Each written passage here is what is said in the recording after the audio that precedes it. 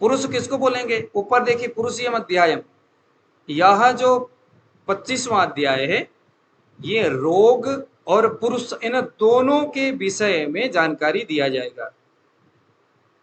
अब यहां सवाल पूछा गया कि महाराज पुरुष कौन है, तो उसके जवाब दिया जा रहा है चौथे में, आत्मेन्द्रिय मनोर्थानम योयम पुरुष संज्ञक। पुरुष संज्ञक, पुरुष एक संज्ञावाचक शब्द है, ये कोई पदार्थ या किसी व्यक्ति या किसी द्रव्य का नाम नहीं है, ये क्या है? एक संज्ञा है। जैसे स्त्री, जैसे पुरुष। स्त्री कहने से तमाम तरह के जात, तमाम तरह के रूप गुण से युक्त सभी जो लेडीज है उन सभी को संबोधन करता है स्त्री एक शब्द से।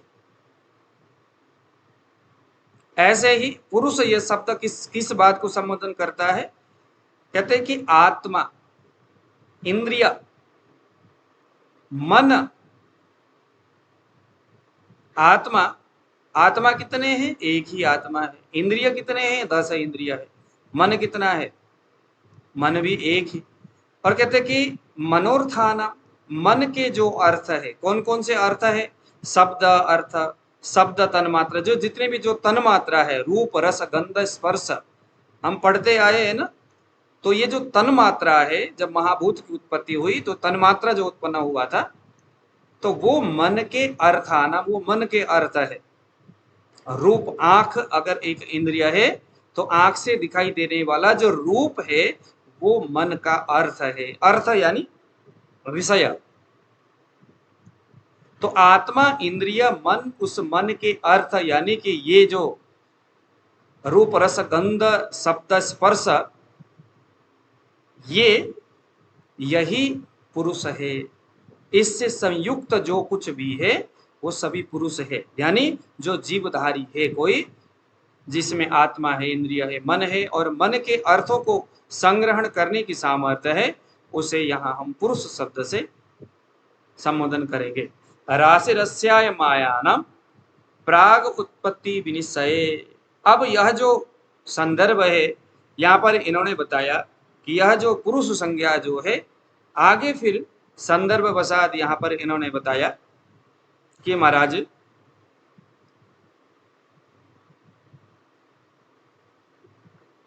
इसके उत्पत्ति के बारे में यहाँ पर इन्होंने बता दिया। फिर काशीपति वामक, इनके मन में एक शंका हुआ। अब उस जमाने में बहुत सारे लोग वहां बैठे हुए थे। अब आज के जैसा नहीं कि महाराज अपने ऑडियो को म्यूट रखिए और जो कुछ भी मैं पटर पटर बोलता हुआ जाऊंगा आप बस सुनते जाओ, मन में कोई अगर शंका है तो कुछ बोलना नहीं। वो ऐसा नहीं था समय।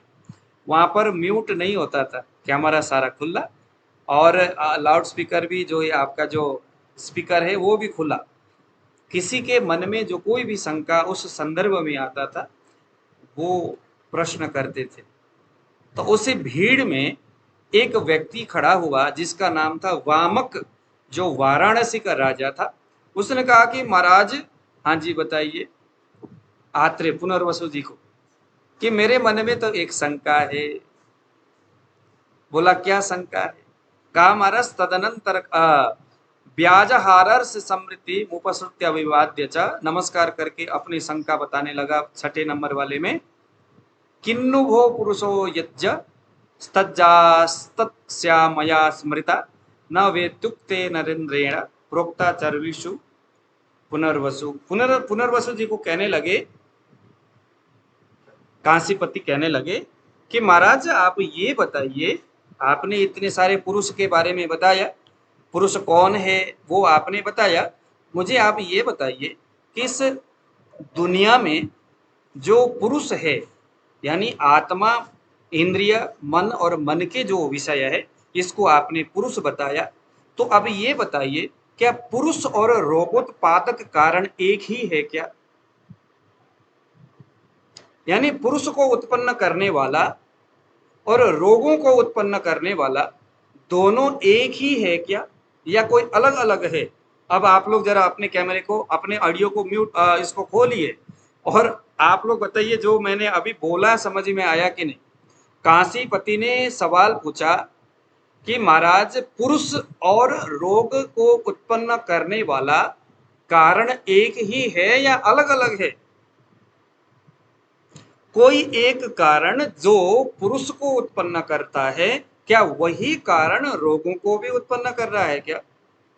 प्रकाश जी, आया समझ में? यानी यानी जिस चीज ने प्रकाश जी को उत्पन्न किया है, प्रकाश जी जैसे इस दुनिया में प्रकट होके आए, क्या प्रकाश जी के शरीर में उत्पन्न होने वाला रोग भी उसी कारण से उत्पन्न हुआ है जिसने प्रकाश जी को इस दुनिया में ले आया है?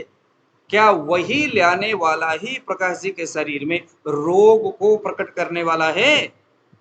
अगर नहीं है तो रोग उत्पन्न करने वाला दूसरा कौन है? आया समझ में? नहीं आया तो बता दीजिए। अब जब ये बात जब इन्होंने कहा तो यहाँ पर पुनर्वसु आत्रेय जी बड़े खुश हो गए। कहा महाराज क्या बात है यार मजा आ गया आपके सवाल को सुन के। उन्होंने तमाम उस सभा में बैठे हुए दूसरे लोगों को संबोधन करके कहा कि महाराज, आप में से किसी को इस सवाल का जवाब पता है? मैं नहीं चाहता कि मैं ही बोलता रहूं, मैं नहीं चाहता कि मेरे अंदर जितना नॉलेज है, जितना ज्ञान है, बस वही सामने निकले। आप लोगों के अंदर भी तो ज्ञान है, आप भी तो बड़े ज्ञानी हो, बड़े जगह से पढ़ के आए हो, जगह जगह से आप लोग भी सीख के आए हो। ये सुकांत जी कितने जगह से सीख सीख करके आए, अविनाश जी के अंदर कितना ज्ञान है, प्रकाश जी के अंदर कितने सारे नॉलेज है। सिर्फ मैं ही बोलता रहूं, अगर मैं ही बोलता रहूं तो प्रकाश जी के नॉलेज हमारे इस समूह में, इस ग्रुप में कहाँ लोगों को फायदा होगा? अविनाश जी कितने क्या कुछ जानते हैं, आप लोगों को उसका फायदा होना चाहिए। यशुकांत जी के अंदर कितना नॉलेज है वो सबको होनी चाहिए, मालूम होनी चाहिए। व्यय कृते वर्धते व नित्यम विद्याधनम सर्वधनम प्रदानम। ये विद्या रूपी जो धन है वो जितना हम बढ़ाते हैं, जितना हम, एक चीज मैं आपको बताता हूँ, चरक संहिता मैं पहले पढ़ाता नहीं था, मैं सच में अगर आपको बताऊं तो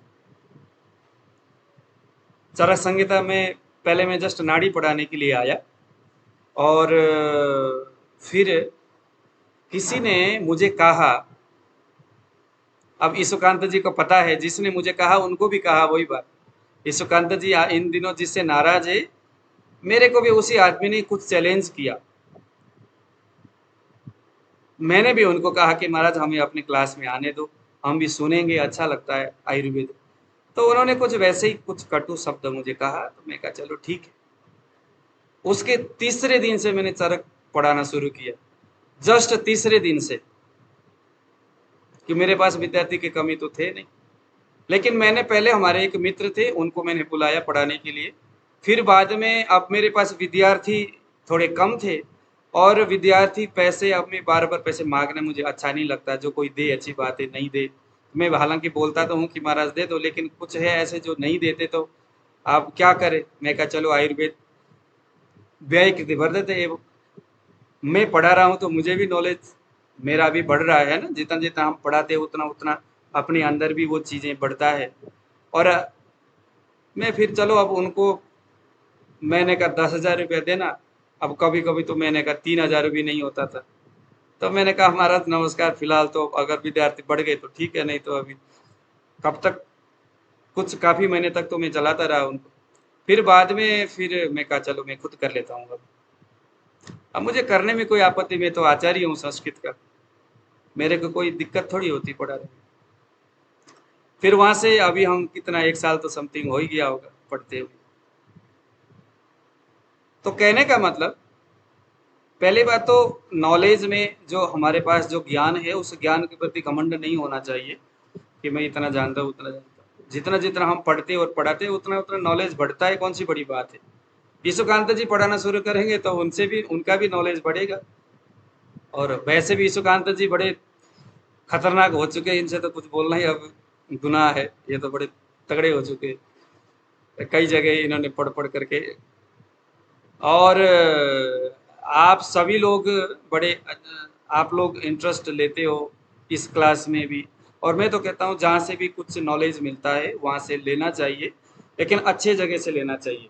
कोई भी अगर पढ़ाते हैं तो संदर्भ पूर्वक बुक के आधार पर पढ़ाया। अपना ऐसा नहीं कि मनगढ़ंत कुछ भी बोलते जाए, ऐसा नहीं है। संदर्भ और प्रसंग आयुर्वेदिक बुक के आधार पर होनी चाहिए। तो काशीपति के इस प्रश्न को सुनकर के पुनर्वसु ने कहा दूसरे लोगों को कि महाराज, अगर आप में से किसी को इसका उत्तर आता है तो आप लोग बताइए, फिर बाद में हम फिर विमर्श करेंगे, देखेंगे। तो उसमें से एक ऋषि मौद्गल्य, परीक्षित बोलते हैं उसको, मौद्गल्य नाम के एक संत थे, खड़े हो गए। उनको आयुर्वेद का ज्यादा नॉलेज तो नहीं था, लेकिन दर्शन का बड़े प्रकांड विद्वान थे वो, दर्शन शास्त्र का। उन्होंने कहा कि महाराज, पुरुष और रोगोत्पादक रोगों का उत्पादन जो करने का जो कारण है एक ही है, और वो है आत्मा। वो कहते हैं कि महाराज, जो आत्मा है ना, वो आत्मा ही पुरुष में उत्पन्न होने वाला जो रोग है, इन दोनों का एक ही कारण है, वो है आत्मा। क्योंकि जो आत्मा है वो पूर्व जन्म के साक्षी होता है। हम पता नहीं कितने जन्म में क्या कुछ करते हैं, वो सभी कर्मों का जो प्रभाव है ना। जैसे हम गीता में कई जगह पढ़ते हैं ना, एक इंसान कुछ भी कर्म करता है, उस कर्म का परिणाम अवश्यमेव भुक्तव्यम कृतम कर्म शुभाशुभम, सुने होंगे आप लोगों ने। एक इंसान को अपने किए कर्मों का परिणाम अच्छे और बुरे रूप में कभी भी भोगना पड़ सकता है। इस जन्म में, आज 10 साल के बाद, या दूसरे जन्म में, या किसी भी जन्म में कभी भी भोगना पड़ सकता है। हाँ प्रकाश जी, क्या बात है ना। अपना क्या नाम है उसका जो बलि है ना, बलि नाम का जो राजा थे, वो बड़े प्रतापी थे, बड़े दानी थे, बड़े ज्ञानवान थे, बड़े ही, हालांकि राक्षस प्रवृत्ति के थे, लेकिन बाद में भगवान विष्णु के प्रति उसका आस्था था, और भगवान विष्णु को अपने अपने मस्तक ही समर्पित किया। तीसरे पाद में कहा, महाराज कोई दूसरा तो है नहीं, सब तो आपने ले लिया, अब इस दास को भी स्वीकार करे। तो भगवान विष्णु प्रसन्न हो गए, उसके एक पैर उनके सिर में। इतने दानी बलि, उन्हीं के वंश में प्रहलाद जी हुए। अब प्रहलाद जो है, उसके पापा राक्षस प्रवृत्ति वाला, उसके माँ राक्षस, पूरा कुल कुटुंब सबके सब राक्षस प्रवृत्ति वाला। प्रहलाद जब बड़े हुए, एक ज्योतिषी जी आए, प्रहलाद के मम्मी, कयाधु ऐसा कुछ नाम है उनका। तो उन्होंने पूछा कि महाराज, इसके भविष्य के बारे में कुछ बताएं। तो उन्होंने कहा कि महाराज, ये तो साक्षात भगवान विष्णु के समान इसका प्रभाव है, और साक्षात जो है सनक सनंदन सनातन सनत कुमार आदि जो ये महापुरुष है, उनके सभी स्वभाव और गुणों को लेकर के ये प्रकट हुए। तो उनको बड़ा आश्चर्य हुआ। वहां के सारे लोग कहते, यार ये राक्षसों के घर में, इसके कुल में, हमारे इस झुंड में ये कहां से आ गया भगवान विष्णु को मानने वाला। तो उस जगह जो भगवान जो नारद जी थे, क्योंकि सारे के सारे ज्ञान के पट्टी तो वही पढ़ाने वाले थे। कयादु के गर्भ में जब प्रहलाद जी थे, इंद्र जो कयादु को लेकर के चला गया, तपस्या कर रहे थे हिरण्यकशिपु और हिरण्याक्ष, तो पत्नी को लेके चले गए वो हरण करके। फिर नारद जी आगे रास्ते में कहा कि आप बड़े मूर्ख आदमी हो यार, किसी की स्त्री को आप उठा के ले गए, शर्म भी नहीं आती। तो उन्होंने नारद जी की कुटिया में कयादु को छोड़ करके वो आगे चले गए। फिर नारद जी उनको भगवान विष्णु के गाथा सुनाने लगे। गर्भ के अंदर बैठे प्रहलाद जी उस कहानी को हूबहू सुनने लगे। सारा का सारा नारद जी के मुंह से निकले सारे ब्रह्म वाक्य को उन्होंने सुन लिया। गर्भ के अंदर ही कहते हैं कि वो हरिनाम धुनी गाने शुरू करते थे, ऐसा प्रहलाद जी थे। तो वहां पर बताया है कि भाई वो जो बलि है ना, उस बलि के जो पुण्य प्रताप है, उसी को लेकर के जन्म हुआ ये बच्चा। यानी कि अवश्य में भुक्तव्यम कृतम कर्म शुभाशुभम। एक इंसान जो कुछ भी अच्छा और बुरा कर्म करता है, वो कभी भी भोगना पड़ सकता है, किसी भी जोनि में जाकर के भोगना पड़ सकता है। आत्मा न जजान न मरिष्यति।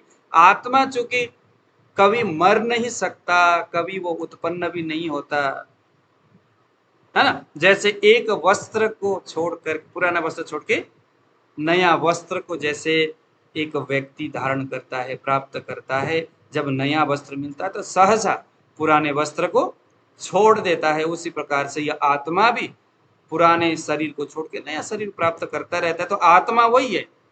इसलिए महाराज एक व्यक्ति यानी एक पुरुष और पुरुष के अंदर के रोग उत्पादन होने में उसके अंदर अनेक जन्मों के साक्षी रूपा जो आत्मा है वही उसका बड़ा कारण है। मौदगल्य इतना कह करके, क्योंकि कर्म का जो फल है, सुख दुख देने वाला जो है वो आत्मा ही तो है पूर्व जन्म में। जैसे इसीलिए जो ज्योतिषी लोग हैं वो इसी के आधार पर तो कुंडली देखते, आपका राहु चल रहा है, पूर्व जन्म में आपके बुरे कर्मों का नतीजा अब शुरू होने वाला है, आपका चंद्रमा जैसे शुभ ग्रहों का समय चल रहा है, पूर्व जन्म में किए अच्छे कर्मों का परिणाम अब आपको भुगतने वाले हो, अब आपको मिलने वाला है। बृहस्पति का समय चल रहा है, अच्छा योग कारक ग्रह है अगर, तो हाँ जी, संतान उत्पादक पूर्व जन्मों के किए किसी अच्छे कर्मों का परिणाम अब आपको मिलने वाला है। तो कर्मों का फल ही है ना। इसीलिए एक व्यक्ति का उत्पन्न होना यानी जन्म होना और उस शरीर में रोग उत्पन्न होना, ये कौन डिसाइड कर रहा है? आत्मा। लेकिन इसको सुन करके उस बीच में से एक व्यक्ति उठ खड़ा हुआ जिसका नाम है सरलोमा। कहता ना ना ना ना ना, ना। यहाँ आप आत्मा को बीच में न ले आओ महाराज। ना, आत्मा पुरुष को उत्पन्न करने और उसमें रोग उत्पन्न करने में कारक नहीं है, आत्मा नहीं है, कोई और है। बोला महाराज क्या है? फिर सरलोमा जी कहने लगे कि महाराज आत्मा तो निर्विकार है। 10वां नंबर वाला सूत्र देखिए, 10वां नंबर वाला सूत्र देखिए क्या लिखा है। सरलोमा तो नित्याह न आत्मा आत्मानमात्मना योजयत व्याधिभिर दुखैर दुख द्वेषी कदाचन। सरलोमा जी कितने अच्छी बात कहते, दार्शनिक थे सरलोमा जी। अरे महाराज आत्मा तो निर्विकार है, विकार से रहित है, वो तो ब्रह्म स्वरूप है आत्मा। आत्मा में कोई विकार कैसे आ सकता है? यानी आपके पूर्व जन्म में जो कुछ भी आपने किया, उस कर्म का सुख दुख रूपी परिणाम को ढोके आत्मा इस शरीर में कैसे आ सकता है? अगर वो आ सकता है तो उसको निर्विकार कैसे कहेंगे? निर्विकार का मतलब तो विकार रहित होता है। कोई भी अगर विकार ही ना हो, देखो सरलोमा जी का जो तर्क है समझने वाली है। कहते महाराज अगर सुख दुख का भान उस आत्मा में है और वही सुख दुख रूपी पूर्व कर्म के फल को लेकर के वो आत्मा इस शरीर में अगर आया है और वही आत्मा इस पुरुष और रोग को उत्पन्न करने वाला है, तो वो उस आत्मा को हम निर्विकार कैसे कहेंगे? सुख दुख के भाव से रहित कैसे कहेंगे? वो तो फिर तो दुख के पूंजी को लेकर के आत्मा आया बेचारे, वो तो परेशान है, दुख के बोझ से वो आत्मा बोझिल है, फिर उसको हम भगवत स्वरूप कैसे कहेंगे? अरे आत्मा को तो भगवान का रूप मानते हैं हम लोग। वेद भी कहता है आत्मा न जजा न मरिष्यति, आत्मा न जन्म लेता है न मरता है। महाराज क्या बोल रहे हो आप सरलोमा जी को? ये मौदगल्य जी के लिए। फिर लोगों ने कहा महाराज फिर आप ही बताओ, अगर आत्मा नहीं है तो फिर क्या है? तो कहते हैं कि महाराज ऐसा है, हमारा जो मन है ना, आत्मा को छोड़ो, एक जो उत्पन्न हो गया शरीर, वो तो अपने कर्म फल से जो शरीर उत्पन्न होता ही है, एक निर्माण हो गया शरीर। दोषों के संदर्भ में रज और वीर्य के संयोग से माँ के गर्भ में सबसे पहले हृदय उत्पन्न हुआ, फिर उसके बाद शनि शनि धीरे धीरे शरीर उत्पन्न होता है। उसके बाद जब मन प्रवेश करता है महाराज, वही मन सारा छलिया है। सत्व रज और तम इन तीनों गुणों से युक्त जो मन है। 10वें नंबर वाला देखिए जरा, शायद ये 11वें नंबर वाला सूत्र है। शरीरस्य समुत्पत्तौ विकाराणां च कारणं बार्यो वीदस्तु नित्याः न एकं कारणं मना। एकम कारणम मना, एक ही कारण है पुरुष को उत्पन्न करने वाला और उस पुरुष में रोग को उत्पन्न करने वाला, उसका नाम है मन। बड़े सावधानी से इसको सुनना, बड़ा ही अच्छा लगेगा, बहुत ज्ञानवर्धक चीज है ये बातें। सब आपस में उलझ रहे, सब आपस में लड़ रहे, सभी लोग अपने अपने बातें, क्योंकि देखो, अनेक पंथा बहुलास्य विद्या अल्पस्य काल बहु विघ्नतास्य यद सारभूतम तदुपासनीयम हंसो यथाक्षरमिमाम बुजाक्षेत। बहुत सारे शास्त्र है, बहुत सारे पंथ है, बहुत सारे विचार है। उन सारे विचार, आप एक विचार पढ़ रहे, मैं दूसरे विचार, कोई न्याय पढ़ रहा है, कोई जो है कि चार वाक पढ़ रहा है, कोई दर्शन पढ़ रहा है, कोई बौद्ध पढ़ रहा है, कोई कुछ और पढ़ रहा है। सभी के विचार एक ही विषय में अलग अलग है। कुछ बौद्ध दर्शन कुछ और बोल रहा है, चार्वाक दर्शन कुछ और बोल रहा है, सांख्य दर्शन कुछ और बोल रहा है, बौद्ध दर्शन आपका वैदिक दर्शन कुछ और बोल रहा है, हिंदू दर्शन कुछ और बोलता है। कि उसी विषय को, ये आत्मा और मन, ये तो इतना खतरनाक चीज है कि इसके ऊपर सबके सब लड़ते और टूटते फूटते रहते। लेकिन ये बहुत मजेदार है। अब आप लोगों को पता नहीं ये समझ में आ रहा है या नहीं आ रहा है, लेकिन मेरा, क्योंकि मैं तो साहित्य में मैंने आचार्य किया हुआ है, ये मेरा खुद का सब्जेक्ट है, इसीलिए मुझे अच्छा लगता है, मजा आता है ये सारी चीजें। आप लोग भी प्रयास करिएगा, क्योंकि ये दर्शन शास्त्र जो है बहुत जबरदस्त चीज है। तो सरलोमा जी कहते हैं कि महाराज, एक पुरुष और उस पुरुष के शरीर में विद्यमान जो रोग है उत्पन्न होने में और कोई नहीं, बस मन ही कारण है। क्योंकि रज और तम से अगर व्याप्त हो जाए, अगर घिर जाए मन, तो वो मन ही, क्योंकि मन एव मनुष्याणम कारणम बंध मोक्षयो बद्धम तू विषयासक्तम मुक्तम निर्विषयात्मक। एक व्यक्ति विषय से ग्रस्त होकर के व्याधि से युक्त होने या निर्विषयात्मा, किसी भी प्रकार के विषयों से रहित, विषय यानी काम क्रोध लोभ मोह, ये सारे विषय है, इससे विमुक्त यानी रोग से विमुक्त होने में मन ही कारण है। अगर सत्व गुण से युक्त मन हो जाए तो विषय से अलग हो जाएगा। अगर तम और रज, इन दोनों गुणों से युक्त व्याप्त हो जाए तो वही मन जो है शरीर और व्याधि को उत्पन्न करने वाला है। सरलोमा जी के इतने वचन को सुनकर के उस भीड़ को चीरते हुए आगे एक संत आए जिसका नाम है वार्योविद। अब ये जो वार्योविद जो है, ये एक नंबर के साइंटिस्ट थे। वार्योविद नाम के जो संत थे, इन्हें साइंटिस्ट माना जाता है। ये जो है ना, हमारे ज्योतिष शास्त्र को जानने वाले, मान देखो अलग अलग विषय को जानने वाले लोग ये पुनर्वसु आत्रेय जी के इस सभा में बैठे हुए। वार्योविद जो है, ये ज्योतिष शास्त्र को जानने वाले, बहुत सारे इस तरह की चीजें जानने वाले वार्योविद खड़े हुए। इन्होंने कहा कि महाराज, अगर आपकी आज्ञा हो तो मैं भी एक अपनी इस संदर्भ में बात कहूं। उन्होंने कहा कि नहीं, इसमें न तो आत्मा और न ही मन, ये दोनों ही इसका कोई कारण नहीं है। फिर क्या है तीसरा? बोले कि शरीर के बगैर दुख कहाँ होगा महाराज। बोले आप आत्मा और मन की तो बात ही छोड़ो, पुरुष और स्त्री के संयोग से, रज और वीर्य के संयोग से सबसे पहले उत्पन्न क्या होगा? सबसे पहले उत्पन्न आत्मा होगा, और वो शरीरधारी है। रोग किस में होना है? शरीर में होना है। सूत्र देखिए 12वां सूत्र देखिए,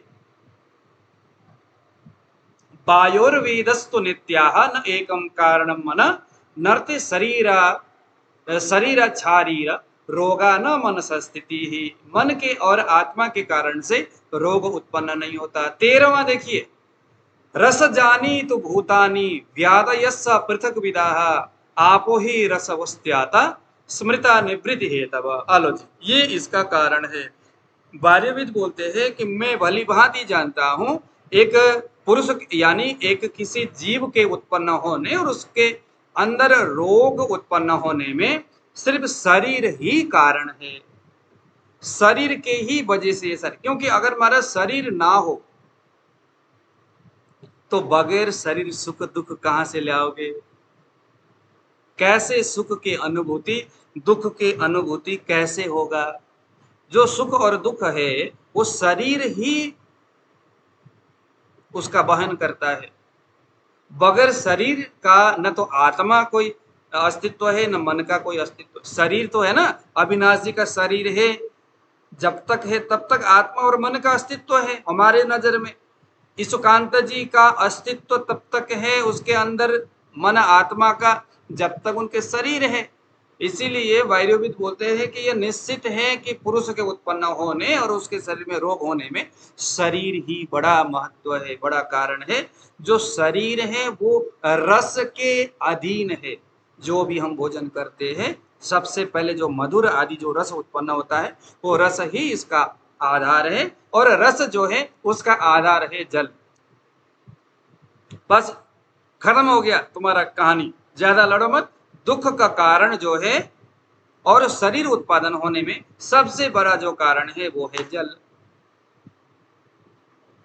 रस जानी तो भूतानी व्यादयस्स पृथक विदा। आपो, अब ये आप कहते जल को, आपो ही रसवस्त्याता स्मृता निवृत्ति है तब अलज। खत्म हो गया, आत्मा मन को छोड़ो। शरीर जो रस से पुष्ट होता है और जो रस है वो जल से पुष्ट होता है। यानी फाइनली आपो ही रसवस्त्या, यानी कि जो जल है वो जल ही फाइनली शरीर को उत्पन्न और निर्माण करने और उसको स्थिति करने के कारण वही जल पुरुष और दुख का यानी रोग का कारण है। इसको सुन करके उस बीच में एक संत खड़े हुए जिसका नाम है हिरण्याक्ष। अब ये वो राक्षस नहीं है। इन्होंने खड़े होकर के दोनों हाथ खड़ा किया, महाराज आत्मा रस से उत्पन्न नहीं होता। अब इनका हिरण्याक्ष जो है, इनके बातें भी बड़ी ही सारगर्भित है। अब ये थोड़ा सा लंबा कहानी है। आप लोगों को अगर अच्छा लगा तो कल इसी प्रसंग को लेकर के आगे बढ़ेंगे। 7-8 लोगों की ये प्रसंग है, ये संवाद है। उसके बाद पुरुष और इस उस पुरुष के रोगों के संदर्भ में बहुत जबरदस्त पुनर्वसु आत्रेय जी अपना मंतव्य रखेंगे, अपने विचार को रखेंगे। वो आप लोगों को सुनने को मिलेगा। आज हमारे लैपटॉप में भी थोड़ी सी दिक्कत आ रही है और पता नहीं क्या कुछ दिक्कत है, समझ में नहीं आ रहा है। तो रिकॉर्ड तो मैंने वैसे किया हुआ है, वैसे अगर हो जाए तो अच्छी बात है। तो आप लोगों को अगर समझ में नहीं आए तो रिकॉर्ड कल देख लेना, नहीं तो आप इस एक बार 25वां अध्याय इसको पढ़ लेना। बार बार पढ़िए, क्योंकि ये बहुत आपके अंदर अध्यात्म के प्रति, दर्शन के प्रति, विज्ञान के प्रति, हमारे आयुर्वेद के प्रति आपके अंदर रुचि प्रकट